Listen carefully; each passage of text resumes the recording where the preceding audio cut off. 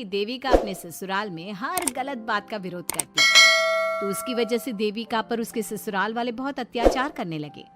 एक दिन देविका ने सचिन से कहा, सचिन, मैं तुम्हारे घर में नहीं रह सकती, तुम मुझे आज ही मेरे घर शहर भेज दो, मैं अपने मम्मी पापा के पास रहूंगी। क्यों देविका, तुम शहर क्यों जाना चाहती हो? यहाँ तुम्हें किस बात की परेशानी है? किस बात की परेशानी नहीं है सचिन, तुम्हारे घर के आदमी औरतों के साथ जानवरों जैसा व्यवहार करते हैं, मैं ऐसे माहौल में नहीं रह सकती। देखो देविका, तुम्हें यहीं रहना होगा। तुम्हारी शादी मुझसे हो गई है, अब मैं तुम्हारा पति हूँ और यही तुम्हारा घर है। अच्छा, तो तुम्हें याद है कि मैं तुम्हारी पत्नी हूँ? जब तुम्हारे पिताजी और चाचा जी मुझे एक एक हफ्ते के लिए कमरे में बंद कर देते हैं, तब तुम्हें क्यों याद नहीं आता कि जो औरत कमरे में बंद है वो तुम्हारी पत्नी है?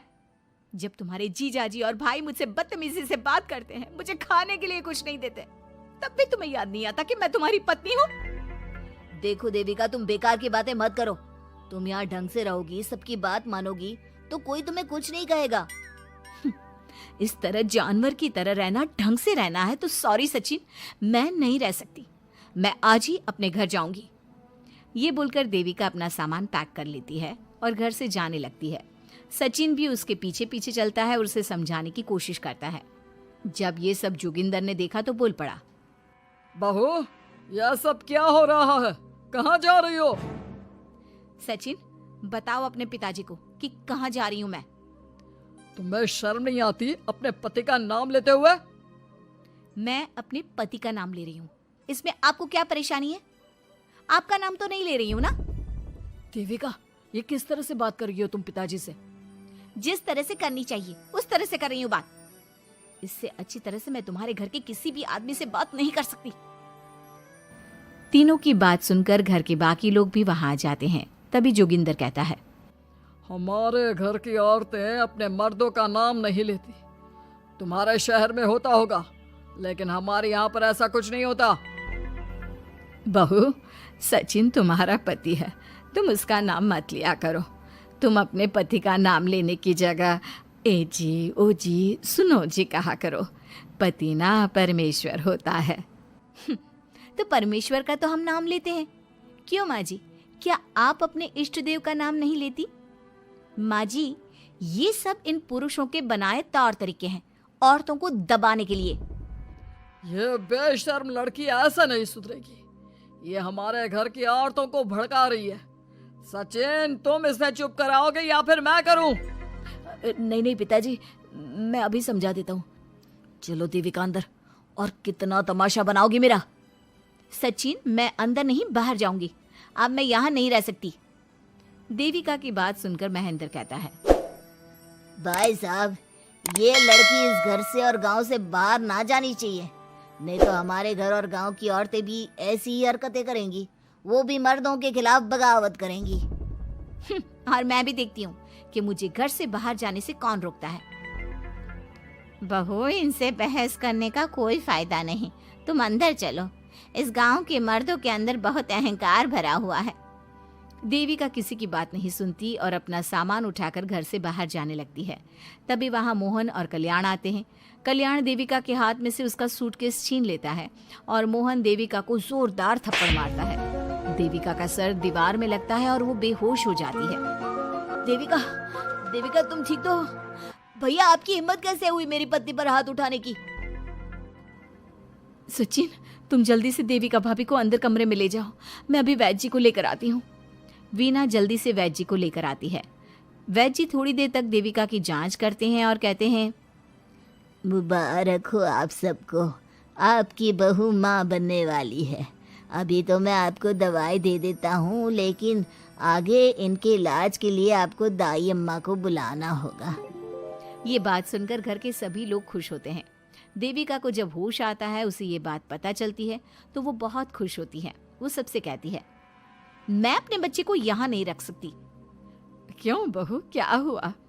अब तुम ये सब बातें मत सोचो, तुम्हें आराम करना चाहिए। नहीं माँ जी, आप नहीं समझ रही। अगर मेरा बेटा हुआ तो इस घर के मर्दों की तरह अहंकारी और औरतों पर जुल्म करने वाला बनेगा, और अगर मेरी बेटी हुई तो वो जानवरों की तरह जुल्म सहने वाली बनेगी, और दोनों ही अनपढ़ रहेंगी। देविका की बात सुनकर घर की सभी औरतों को पहली बार एहसास हुआ कि वो किस अंधकार वाले समाज में जी रही हैं। लेकिन फिर भी घर की सारी औरतें उसे ही समझाती हैं। बहू देखो, तुम्हारी बात सही है, लेकिन तुम इस हालत में सफर नहीं कर सकती। हाँ बहू, तुम यहीं रहो, अपना और अपने बच्चे का ख्याल रखो। देखो ना देविका भाभी, हमें बिल्कुल भी पढ़ना लिखना नहीं आता, अपना नाम भी नहीं लिख पाते, तो आप मुझे थोड़ा पढ़ा दीजिए ना। देविका, तुम्हारी बातें सुनकर पहली बार हमें एहसास हुआ है कि कैसे माहौल में हम जी रहे हैं। तुमने हमारे अंदर उम्मीद की नई रोशनी पैदा की है। यहाँ से मत जाओ तुम। देविका ने घर की औरतों की बात सुनी तो उसका दिल पसीज गया। उसने गांव में ही रहने का फैसला लिया। वो अपने घर की औरतों को रोज पढ़ाती, उन्हें अपने अधिकारों के बारे में, देश के बारे में बताती। इसी तरह कई दिन बीत गए और एक दिन सुजाता ने सचिन से कहा, सचिन, देविका की तबीयत ठीक नहीं, तुम जल्दी जाकर दाई अम्मा को बुला लाओ ना। भाभी, दाई अम्मा क्या कर लेंगी? आप किसी डॉक्टर को बुला लो, मेरी तबीयत ठीक नहीं है। देविका, गांव के लोग डॉक्टर पर भरोसा नहीं करते। दाई अम्मा बरसों से ये काम कर रही है, वो तुम्हें ठीक कर देगी। सचिन, तुम्हारे घर वाले अनपढ़ हैं, तुम तो पढ़े लिखे हो ना, देख नहीं रहे मेरी हालत क्या हो रही है। तभी तो बोल रहा हूँ, समय बर्बाद मत करो, मैं अभी आता हूँ। सचिन दाई अम्मा को बुलाकर ले आता है। दाई अम्मा घरेलू नुस्खों से देविका का इलाज तो कर देती है। कुछ समय के लिए उसकी हालत भी स्थिर हो जाती है, लेकिन वो पूरी तरह से ठीक नहीं होती।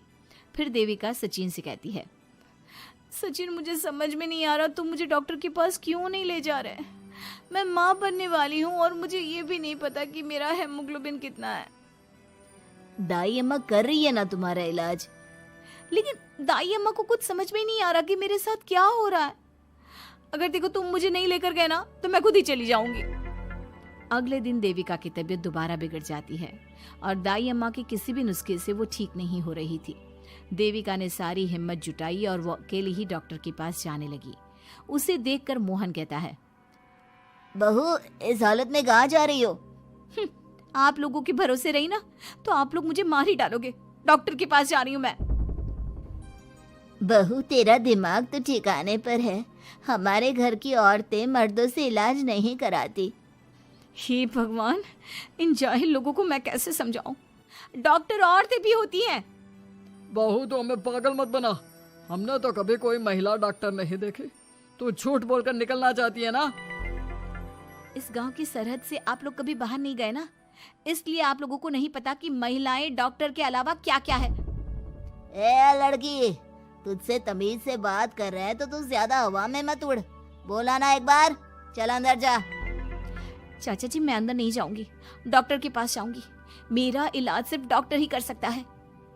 ये बोलकर देविका घर से निकल रही थी कि तभी जोगिंदर ने उसे कमरे में ले जाकर बेड पर जोर से धक्का दे दिया, जिसकी वजह से देविका के पेट में चोट लग गई और वो दर्द की वजह से जोर जोर से चिल्लाने लगी। ये देखकर घर की सारी औरतें देविका को संभालने लगी। देविका, हिम्मत रखो, सब ठीक हो जाएगा। देविका भाभी, आप ठीक हो ना? माँ, कुछ करिए ना, भाभी की तबीयत बहुत खराब हो रही है। लेकिन मैं क्या कर सकती हूँ? भाभी, कुछ तो करो, कहीं बहू को कुछ हो ना जाए। उधर जोगिंदर मेन गेट पर बड़ा सा ताला लगा देता है और कहता है, आज के बाद इस घर से कोई भी औरत बाहर नहीं निकलेगी।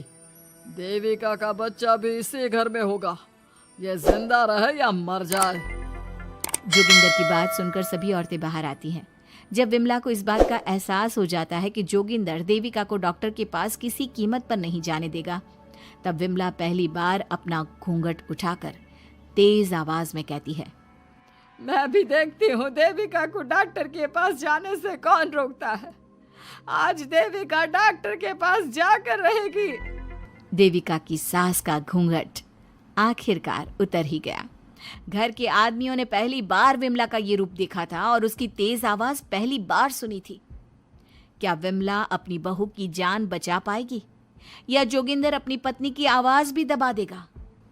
ये जानने के लिए हमारे अगले एपिसोड का इंतजार कीजिए और हमें कमेंट में ये भी बताइए कि घर की औरतों को आगे क्या कदम उठाना चाहिए।